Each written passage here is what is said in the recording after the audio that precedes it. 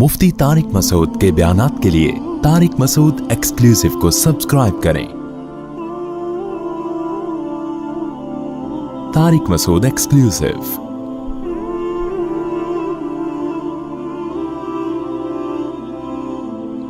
अहले बैत से मोहब्बत हमारे ईमान का जुज है, और ये नारा लगाने में भी कोई हरज बोलो नहीं है।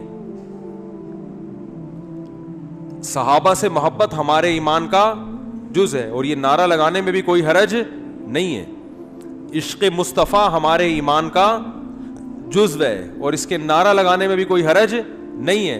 लेकिन अगर इस नारे के पीछे, इन तीनों नारों के पीछे मकासद गलत हैं, तो इसका मतलब ये नारा इसलिए लगाया जा रहा है कि आप अपने ऐबों पर पर्दा डालना चाहते हो।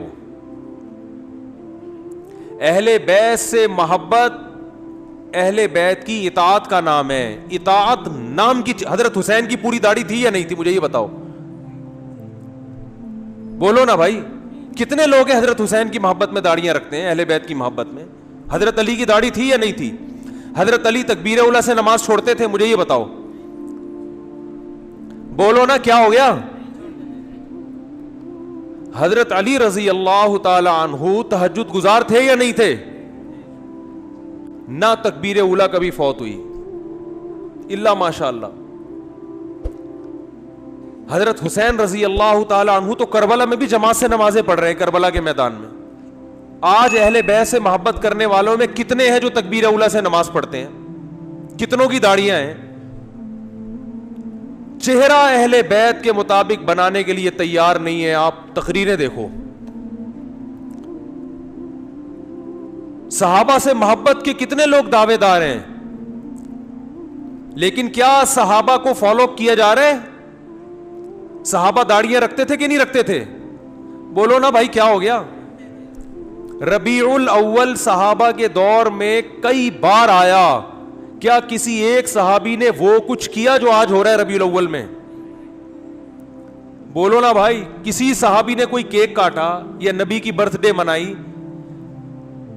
तो चूंकि फॉलो नहीं। देखो, घर में दो बच्चे होते हैं ना, इसी तरह कुरान और हदीस का लेबल बहुत लगाया जा रहा है। कुरान, मैं सिर्फ कुरान को मानता हूं, मैं सिर्फ कुरान को। मुनकिरीन हदीस क्या कहते हैं? मैं सिर्फ कुरान को मानता हूं, सिर्फ कुरान को मानता हूं। अरे कुरान खुद नबी की इताअत का हुक्म दे रहा है। अब चूंकि कुरान की इन आयतों को नहीं मानते ना, जिसमें नबी की इताअत का हुक्म दिया गया है, तो अब उनको पता है मुजरिम है, लिहाजा वो ये नहीं कहेंगे कि हम जो है वो हदीस को नहीं मानते, हम जो है सहाबा को नहीं मानते, हम क्या, वो ये नहीं, वो कहेंगे हम कुरान को मानते हैं जो अल्लाह की आखिरी किताब, और कुरान के सच्चे आशिक हम हैं। ओ भाई, आप इसलिए ये दावा कर रहे हो कि आप कुरान को मानते नहीं हो। इसी तरह आज बहुत से लोग हम सिर्फ कुरान और हदीस को मानते हैं। मकसद उनका कुरान और हदीस नहीं, फुकहा का इनकार है कि कुरान और हदीस की वो तशरीह जो फुकहा ने की है वो नहीं मानेंगे, जो हमारी खोपड़ी में आएगी वो मानेंगे हम। लेकिन वो ये लेबल नहीं लगाएंगे कि हम फिक़ह को नहीं मानते। लेबल ये होगा हम सिर्फ किसको मानते हैं? कुरान और हदीस को। तो लेबल पे काम चल रहा है मार्केट में होलसेल के हिसाब से। जिस आदमी ने कुरान और सुन्नत की कोई भी बात अपने पीरो मुर्शिद के कहने पे रद्द करनी है, वो बुजुर्गी का लेबल लगाता है, हम बुजुर्गों को मानते हैं। नहीं आ रही बात? इनमें से ज्यादातर लोग, सब नहीं, ना तो कुरान को मानते हैं, ना कुरान और हदीस को मानते हैं, ना बुजुर्गों को मानते हैं, ना सहाबा को मानते हैं। शायर ने क्या बेहतरीन बात की है, शर्त ईमा मुस्तफ़ा से वालेहाना प्यार है। यानी मुस्तफ़ा सल्लल्लाहु अलैहि वसल्लम से जब तक वालेहाना प्यार नहीं होगा, ईमान की शर्त मुकम्मल नहीं होगी। लेकिन अगले मिसरे में उन्होंने कहा प्यार लेकिन पैरवी है, पैरवी दुश्वार है। प्यार नाम दावों का नहीं है, प्यार नाम किसका है? पैरवी का, फॉलो करना।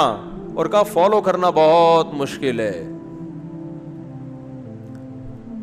आगे शायर कहता है जिसको देखो उसका दीवाना सरे बाजार है। यानी क्योंकि अब लोगों ने प्यार की डेफिनेशन ही को चेंज कर दिया, सिर्फ नारा लगाने को प्यार कहा जाता है, लिहाजा हर दूसरा आदमी प्यार और मोहब्बत का दावेदार है। समझ में आ रही है बात? देखो, दो आदमी हो ना, एक बाप के दो बेटे हैं, एक नालायक है और एक फर्माबरदार है। फर्माबरदार बेटे को अपने बाप से मोहब्बत के लिए ज्यादा नारों की जरूरत نہیں ہوتی. نعرہ لگانا جائز ہے, اہل بیت کی محبت کا بھی, صحابہ کی محبت کا بھی. میں نعرے کی برائی نہیں کر رہا, میں یہ کہہ رہا ہوں صرف نعرہ نہیں چلے گا. بعض دفعہ وہ لوگ زیادہ نعرہ لگاتے ہیں جو اہل بیت کو یا صحابہ کو یا نبی کو فالو نہیں کر رہے ہوتے, وہ زیادہ بڑے بڑے نعرے لگا رہے ہوتے ہیں.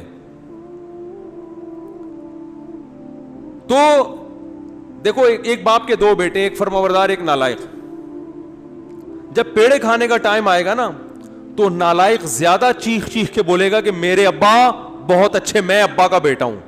یا وراثت لینے کا جب ٹائم آئے گا, ایسا ہوتا ہے کہ نہیں ہوتا؟ وراثت لینے کے لیے نالائق بیٹا سب سے آگے لائن میں لگا ہوا ہوتا ہے, نادرا کہ وہ دکھا رہا ہوتا ہے بے فارم میں, یہ میرے ابا ہیں. تو بھائی یہ زندگی میں بھی تو آپ کے ابا تھے. چلو زندگی میں خدمت نہیں کی, اب آپ اپنے ابا کے لیے کیا کوئی کنواں وقف کرنا چاہتے ہو وراثت لے کے, یا کیا کرنا چاہتے ہو؟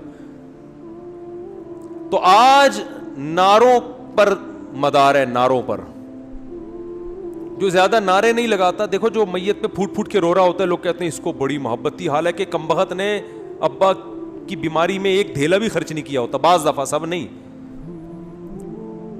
بلکہ مارنے والا رو رہا ہوتا ہے سب سے زیادہ. تو جس نے قتل کیا ہوتا ہے نا جنازے میں سب سے زیادہ, آپ نے دیکھا نہیں ہے کیا؟ ارے ایسے بہت سے واقعات ہیں, جس نے قتل کیا سب سے زیادہ جنازے میں وہی رو رہا ہوتا ہے, تاکہ کسی کو شبہ ہی نہ ہو. اور اسی سے شبہ ہوتا ہے بھئی اتنا کیوں رو رہا ہے, حالانکہ اس کے کچھ لگتے بھی نہیں ہے, یہ اتنا کیوں رو رہا ہے, اس سے شبہ ہوتا ہے. بہت سے لوگوں پہ شبہ ہوا ہے, آپ کو پتہ ہی ہوگا کس کس کی بات ہو رہی ہے. بہت سے لوگ ایسے ہیں جو اتنا روئے ہیں مارنے کے بعد کہ شروع میں تو ہمیں لگا کہ واقعی غم ہوا ہے, پھر ہمیں اندازہ ہوا بھائی یہ مسئلہ, اتنا تو آدمی اپنے باپ کے جنازے میں نہیں رو رہا ہوتا ہے یار. تو یہ ایک طریقہ ہے کہ اپنے جرم کو مٹانے کے لیے. تو میں ربیع الاول کے حوالے سے بات کرتا ہوں میرے بھائی.